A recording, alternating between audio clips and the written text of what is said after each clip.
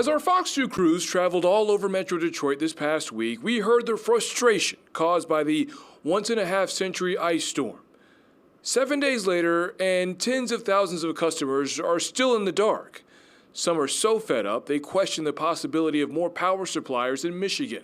I wish we had a competitive choice. I don't think we'd be treated like this if we did. While there hasn't been any formal discussion of a change in distribution supply, which is the company whose wires connect to your home, here's the deal. It's ultimately up to the legislators in Lansing. I think it's more likely now that we have a Democratic majority in the House and in the Senate, because the 2008 law, there was a wish list from both sides. I think the Republican side was more on the side of getting those monopolies in place. Oakland University professor Chris Kobus is the director of engineering and energy education.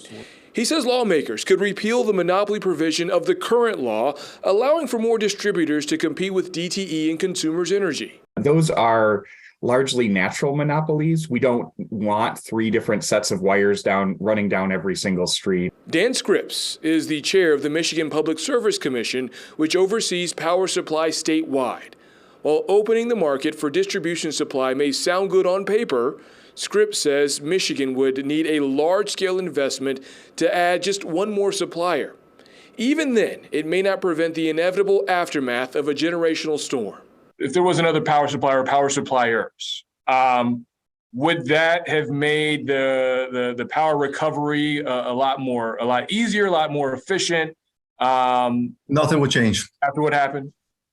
Wouldn't change at all, because all the power suppliers, they're under pressure from on high to switch over to more renewables. I'm not sure that opening up the choice market would actually solve the distribution challenges that we saw last week so clearly. The Michigan Public Service Commission says a focus on tree trimming, vegetation management, and distribution planning will help limit widespread outages in the future.